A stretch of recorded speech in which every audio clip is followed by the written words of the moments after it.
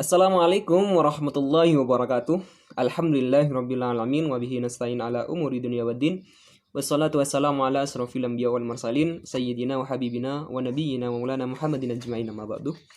Yang kami hormati Bapak Dahruji selaku dosen pengampu mata kuliah Pasar Modal Syariah, dan juga yang sangat kami banggakan teman-teman semuanya, teman-teman kelas 5B. Semoga senantiasa kita semua tetap dalam lindungan Allah Subhanahu wa taala dan juga dihindarkan dari mara bahaya dan segala penyakit yang ada.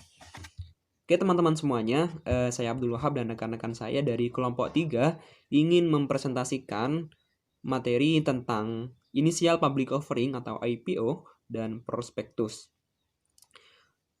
Pada kesempatan kali ini, saya kebagian untuk menjelaskan materi yang pertama, yakni tentang langkah-langkah dan juga tahap-tahap dari IPO itu sendiri. Namun sebelum itu teman-teman semuanya, akan lebih baik saya akan menjelaskan terlebih dahulu secara dasar atau secara definitif apa yang dimaksud dengan initial public offering itu sendiri. Sehingga dengan adanya pemahaman yang secara mendasar, teman-teman nantinya bisa memahami dengan mudah langkah-langkah dan juga materi-materi yang akan dijelaskan ke belakangnya. IPO atau Initial Public Offering ini secara literal diartikan sebagai penawaran saham perdana. Jadi mungkin teman-teman udah tahu ya bahwa perusahaan itu memiliki saham yang kemudian nanti ditawarkan kepada halayak umum. Nah, pada saat pertama kali perusahaan itu menawarkan atau pertama kali dia masuk ke Bursa Efek Indonesia, itu kemudian dinamakan dengan IPO atau Initial Public Offering. Yang mana hal ini memberi akses kepada halayak umum untuk bisa investasi ke perusahaan tersebut. Namun dari sisi lain, IPO ini diartikan sebagai saham suatu perusahaan yang pertama kali dilepas untuk ditawarkan atau dijual kepada masyarakat atau publik, secara publik ya teman-teman. Nah, penawaran umum ini atau public offering lebih dikenal dengan istilah go public. Nah, kenapa nantinya ini bisa diakses oleh khalayak umum gitu? Karena pihak perusahaan tersebut menjual efek atau surat berharganya kepada masyarakat luas. Ya. Jadi secara mendasar bahwasannya initial public offering itu merupakan inisiatif atau langkah awal bagi perusahaan untuk menjual sahamnya kepada khalayak umum gitu teman-teman. Jadi tidak lagi berada di internal perusahaan itu sendiri gitu. Kemudian kenapa perusahaan itu perlu go public kira-kira? Kenapa kira-kira teman-teman? Nanti bisa dijawab di kolom komentar atau di diskusi ya. Namun di sini saya sedikit menjelaskan kenapa sih perusahaan itu harus go public gitu. Kita ketahui bersama bahwasanya perusahaan itu, terutama perusahaan yang besar, itu pasti memiliki kebutuhan modal yang cukup besar pula. Semakin besar produksi suatu perusahaan, semakin besar juga arah gerak atau ruang lingkup perusahaan itu, maka modal yang dibutuhkan itu cukup besar. Biasanya perusahaan itu mengakses modal itu secara konvensional, biasanya datang ke bank, terus kemudian ke perusahaan pembiayaan dan seterusnya. Namun ketika nanti perusahaan ini tidak bisa melengkapi persyaratan-persyaratannya, tidak bisa menuruti kreditur, maka nanti perusahaan ini tidak bisa lagi mengakses modal dari perbankan atau lembaga pembiayaan itu sendiri gitu. Nah, langkah mudahnya begini teman-teman. Sesuai dengan yang saya jelaskan secara definitif tadi, maka perusahaan ini bisa mengakses modal secara luas dengan cara apa? Dengan cara IPO, ini initial public offering, dengan terjun kepada pasar modal. Karena di sana ketika kita sudah terjun ke pasar modal, maka akan banyak investor-investor yang akan masuk dan memberikan modal kepada perusahaan kita atau kepada perusahaan terkait gitu kira-kira. Jadi inilah pentingnya bagi perusahaan untuk go public ya teman-teman. Lalu gimana sih langkah-langkah, bagaimana sih tahapan-tahapan bagi suatu perusahaan yang ingin go public gitu. Nah, ini ada beberapa tahapan tentunya, dan juga saya melihat dari berbagai literatur yang saya baca banyak langkah-langkah yang harus diikutin, yang harus dipenuhi oleh perusahaan agar nantinya bisa go public. Nah, tentunya data yang saya ambil ini langsung dari BEI ya, Bursa Efek Indonesia. Di sini ada dua tahapan. Yang pertama adalah persiapan awal go public dan juga nanti proses go public. Jadi ada dua tahapan. Yang pertama nanti proses awalnya itu bagaimana. Nah, di sini teman-teman nanti bisa teman-teman akses juga untuk data lengkapnya di Bursa Efek Indonesia terkait IPO, Initial Public Offering. Nah, yang pertama, persiapan awal go public. Tentunya dalam persiapan ini harus banyak tahapan-tahapan atau hal-hal yang perlu dipersiapkan sehingga nantinya dalam proses ini bisa berjalan dengan lancar. Yang pertama antara lain pembentukan tim IPO internal. Jadi agar program ini bisa terlaksana dengan baik tentunya dengan nanti butuh yang namanya mempersiapkan dokumen, butuh mempersiapkan hal-hal yang matang, butuh support dari berbagai pihak, maka dari itu butuh adanya suatu tim perancang. Misalkan nih kalau di fakultas atau di sebuah universitas ketika dia ingin meningkatkan akreditasinya kan ada yang namanya tim gitu di sana. Nah, ini sama teman-teman. Ini bagaimana nantinya perusahaan ini bisa go public. Di situ ada tim yang mana merancang dan juga menyusun dari segala aspek yang dibutuhkan nantinya. Nah, itu yang pertama adalah di persiapan awal ini yang dibutuhkan adalah membentuk tim internal gitu. Jadi biar komunikasinya nanti lebih enak lagi gitu terkait apa yang dibutuhkan dan seterusnya. Kemudian yang kedua adalah pertimbangan awal. Nah, tentunya bagi suatu perusahaan nih harus harus mengadakan suatu pertimbangan sebelum go public terkait dengan ada misalkan nanti ada konsekuensinya, ada dampak negatif nah dan seterusnya. Tentunya ini agar bisa meminimalisir terjadinya hal-hal yang tidak diinginkan. Yang pertama, dari pertimbangan awal, beberapa kisaran dana yang dibutuhkan perusahaan dari IPO. Nah, jadi perlu teman-teman ketahui bahwasanya perusahaan itu harus menargetkan kira-kira berapa sih kisaran dana yang nantinya dibutuhkan perusahaan untuk IPO ini. Misalkan nih, perusahaan bergerak di bidang jasa misalkan. Untuk memenuhi permodalannya, dia butuh dana sebesar 100 juta misalkan. Jadi bagaimana nantinya saham yang dijual atau go public ini harus bisa memenuhi 100 juta agar imbang gitu. Kalau berlebihan kan nanti bisa berpengaruh ke yang lainnya kan seperti itu. Kemudian yang kedua, berapa persentase kepemilikan publik? Maksimalnya itu berapa kira-kira? Jadi begini, kalau misalkan nanti ketika perusahaan ini sudah go public dan banyak investor yang invest ke perusahaan tersebut dan itu tidak sesuai dengan target, tentunya harus ditarget ya teman-teman. Ketika nanti banyak investor dan melebihi target, maka ini akan berpengaruh kepada likuiditasnya, pada pencairannya dan seterusnya. Gitu akan berpengaruh, akan menjadi lambat gitu teman-teman dan akan semakin rendah gitu. Jadi perlunya persentase kepemilikan. Berapa sih kira-kira investor ini bisa memiliki saham ini sehingga nantinya pemilik internal saham itu bisa mengukur gitu kira-kira. Kemudian yang ketiga adalah untuk suatu grup perusahaan yang memiliki banyak anak usaha dan terdiri dari beberapa lini bisnis. Jadi begini teman-teman. Jadi ada perusahaan yang memiliki anak perusahaan. Jadi kadang-kadang perusahaan besar memiliki perusahaan-perusahaan kecil yang mendukungnya. Nah, di sini ada beberapa pertimbangan sebenarnya. Yang pertama, perusahaan mana yang akan ditawarkan sahamnya kepada publik gitu. Jadi kalau misalkan induk perusahaan ini memiliki anak perusahaan, bagaimana nantinya perusahaan ini mana sih yang cocok anak perusahaannya yang akan nanti di go publikkan gitu. Ini harus menentukan satu atau dua dan seperlunya gitu.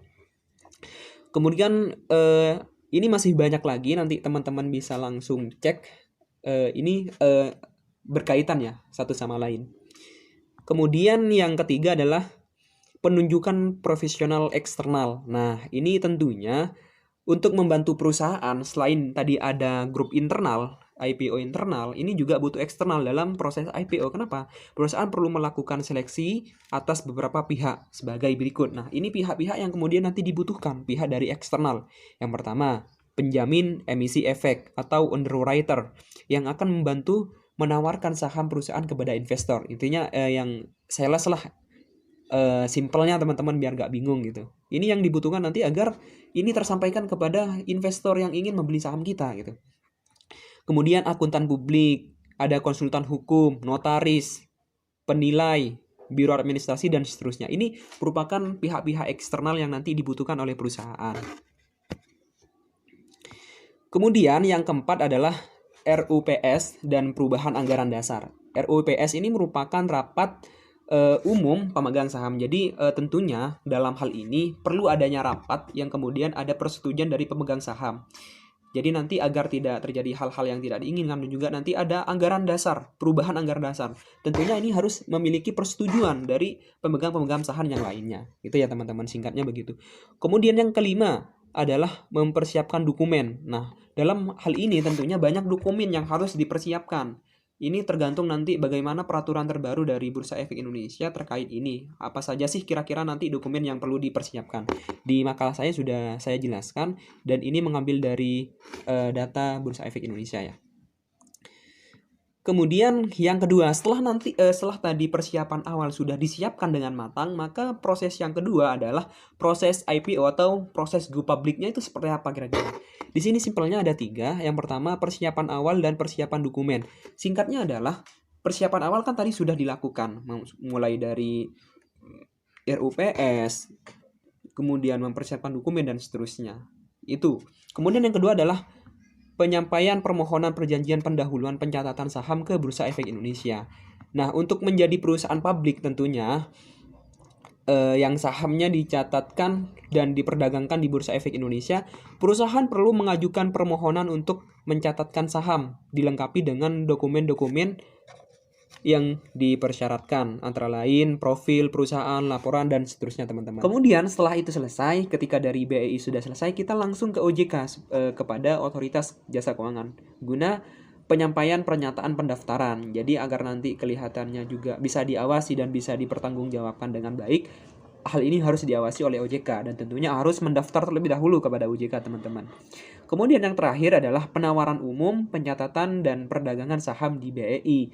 Nah, ketika semuanya prosedur yang tadi sudah dilengkapi, mulai dari proses awal dan juga proses go public yang membutuhkan 3 proses ini, 3 tahapan ini, maka nantinya langsung perusahaan tersebut bisa menawarkan sahamnya kepada khalayak umum di Bursa Efek Indonesia. Tentunya dalam hal ini butuh beberapa proses, tentunya mungkin nanti akan dijelaskan. Proses penawaran ini akan dijelaskan oleh saudari Dinda dari presentator ke berikutnya. Mungkin hanya itu yang bisa saya sampaikan. Kurang lebihnya mohon maaf. Nanti bisa teman-teman tanyakan di diskusi ya.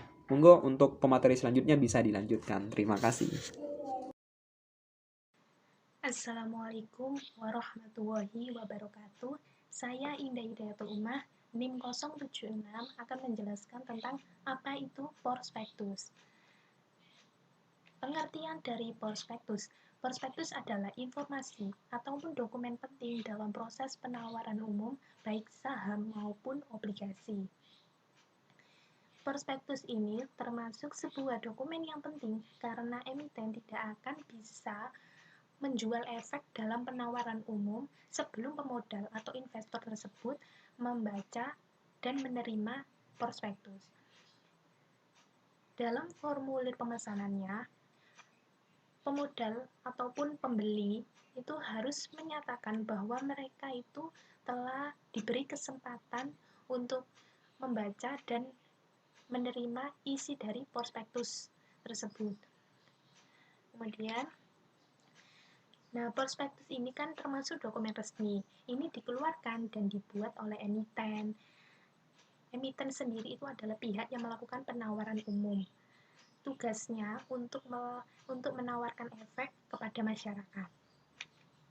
Nah, prospektus ini berguna untuk menjual efek. Karena bagi emiten, prospektus ini diibaratkan sebuah iklan untuk menarik investor agar mau membeli efek yang akan dijualnya.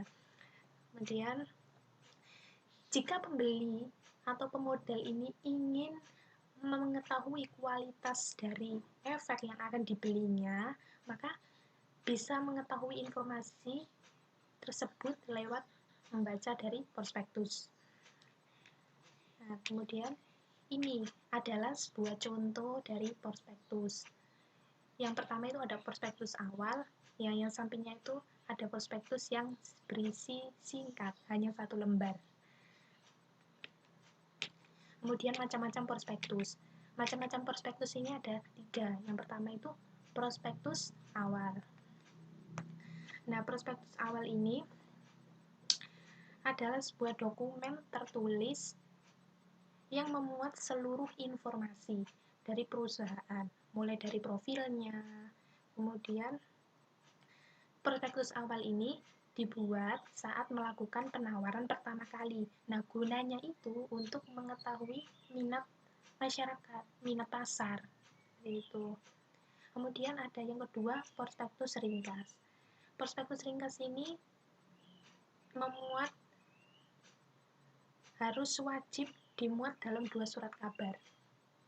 Berisi hanya ringkas saja, hanya 1 lembar. Kemudian untuk prospektus lengkap. Nah, prospektus lengkap ini adalah prospektus yang disampaikan dalam pernyataan pendaftaran kepada Bapepam.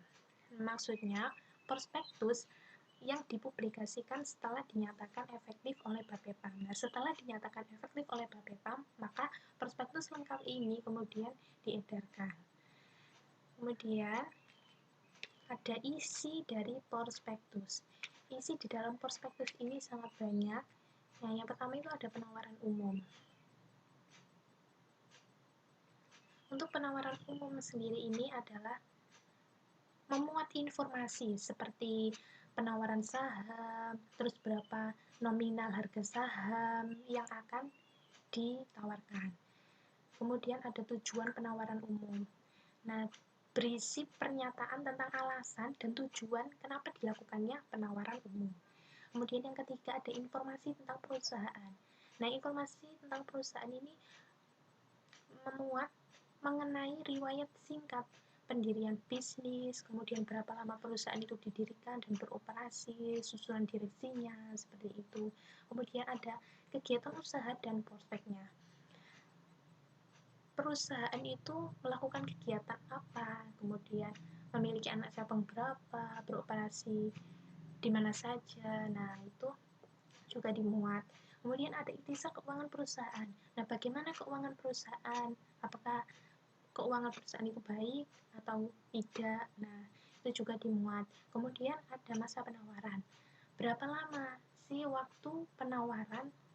Nah, itu juga harus dijelaskan. Kemudian ada tanggal penjatahan. Nah, tanggal penjatahan ini dilakukan karena contohnya seperti ini.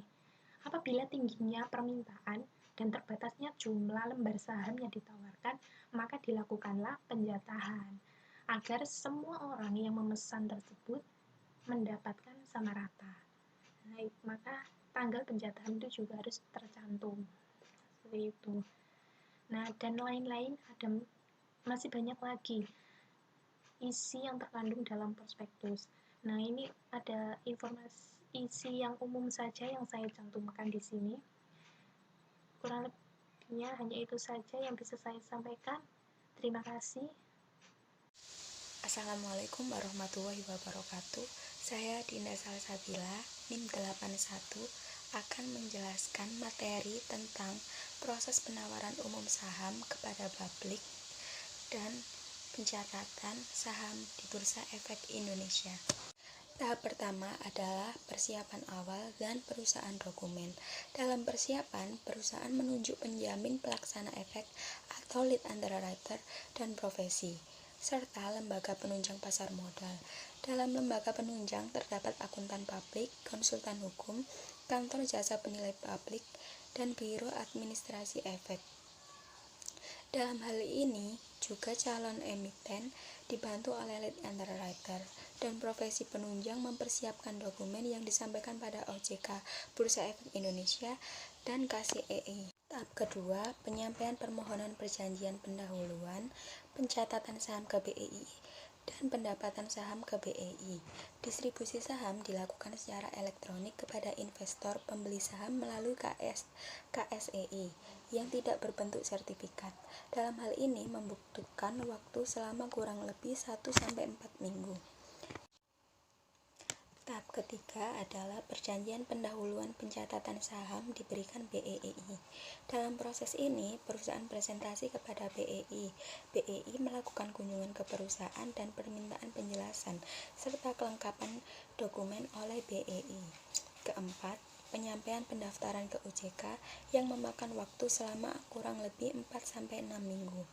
Kelima, izin publikasi prospektus tingkat diberikan OJK. Selama proses ini akan meminta perubahan atau tambahan informasi dari perusahaan. Jika pernyataan pendaftaran telah dinyatakan efektif oleh OJK, dokumen prospektus dan laporan komposisi pemegang saham perusahaan. Jika BEI menyetujui, maka akan diumumkan pencatatan saham dan kode saham perusahaan yang bertujuan untuk keperluan perdagangan saham di bursa.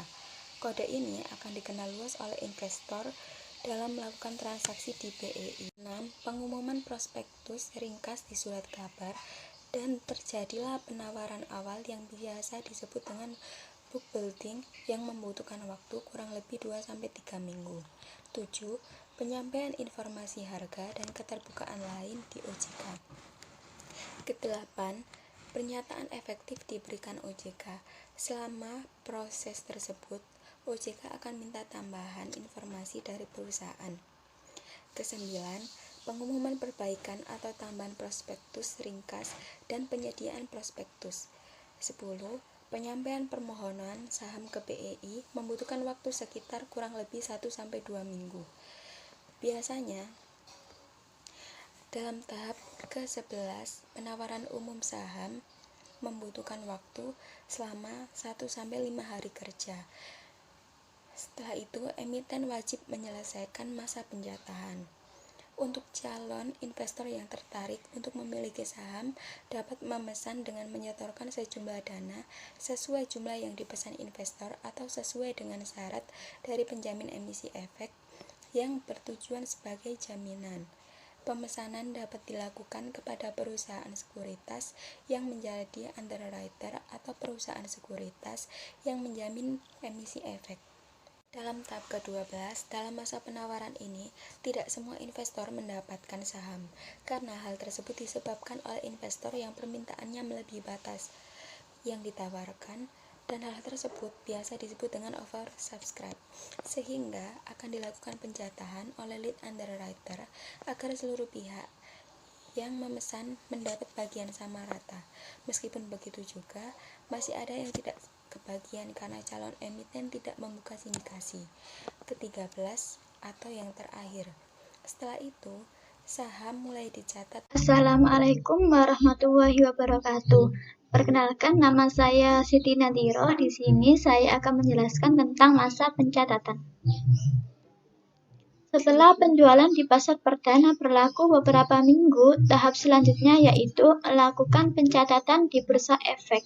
Adapun langkah-langkah yang harus dilalui dalam pencatatan di bursa efek Indonesia adalah: yang pertama, emiten mengajukan permohonan pencatatan ke bursa sesuai dengan ketentuan pencatatan efek di Bursa Efek Indonesia.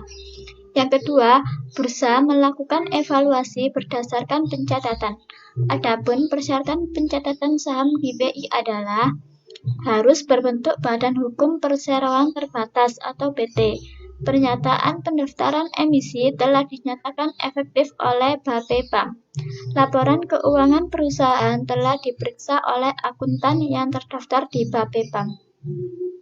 Memiliki komite audit dan sekretaris perusahaan. Nilai nominal saham sekurang-kurangnya Rp100. Jumlah pemegang saham minimal 1.000 pemegang saham untuk papan utama dan 500 pemegang saham untuk papan pengembang. Selanjutnya itu wajib mencatatkan seluruh saham yang disetor penuh. Telah berdiri dan beroperasi sekurang-kurangnya 3 tahun untuk pencatatan pada papan utama dan 1 tahun untuk pencatatan pada masa pengembang. Memiliki minimal kekayaan Rp100 miliar untuk papan utama dan 5 miliar untuk papan pengembang. Anggota direksi dan komisaris memiliki reputasi yang baik. Jika sudah memenuhi persyaratan tersebut, maka bursa akan memberikan surat persetujuan pencatatan. Kemudian emiten membayar biaya pencatatan minimal 10 juta dan maksimal 100 juta. Kemudian bursa akan mengumumkan pencatatan efek tersebut di papan perdagangan elektronik bursa. Kemudian efek atau saham tersebut mulai tercatat dan dapat diperdagangkan di Bursa Efek Indonesia. Disinilah pada masa ini dimulailah perdagangan di pasar sekunder. Terima kasih. Assalamualaikum warahmatullahi wabarakatuh.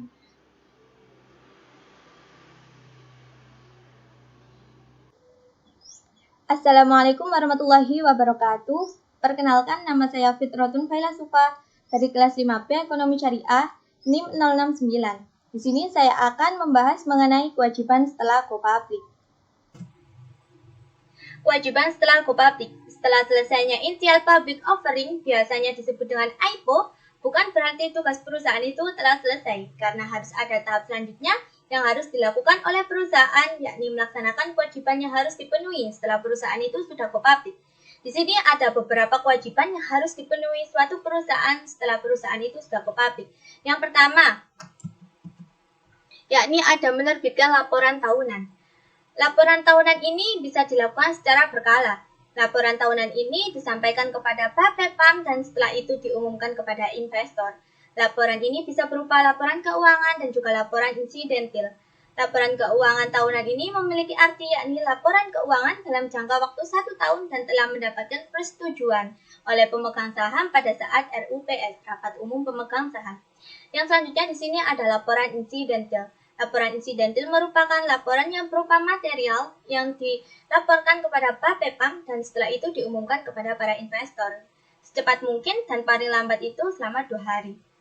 Yang dimaksud dengan informasi material yakni informasi mengenai fakta-fakta penting yang relevan atau mengenai suatu kejadian atau peristiwa yang dapat mempengaruhi harga efek pada bursa efek.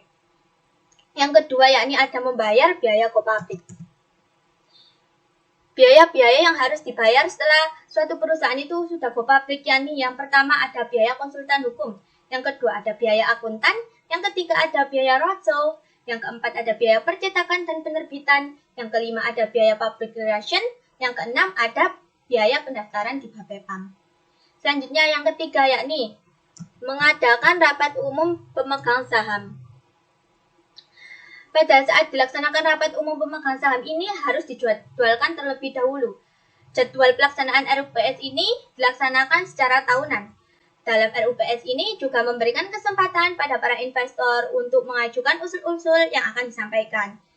Dari usul-usul para investor ini dapat mengetahui prestasi perusahaan dan juga menilai emiten perusahaan apakah mampu menepati janjinya yang dahulu telah dituangkan dalam prospektus. Yang terakhir yakni yang keempat ada public expose atau keterbukaan. Keterbukaan informasi ini sangat diperlukan bagi para investor karena dengan adanya public expose berguna untuk menjelaskan mengenai kinerja emiten dengan tujuan agar informasi mengenai kinerja perusahaan itu tersebar secara merata pada para investor. Informasi yang disampaikan oleh emiten ini berguna untuk mengukur seberapa besar risiko investasi yang telah dilakukan oleh para investor. Keterbukaan informasi ini berguna untuk mencegah penipuan yang terjadi dalam pasar modal. Sekian penjelasan dari saya, kurang lebihnya saya mohon maaf. Wassalamualaikum warahmatullahi wabarakatuh.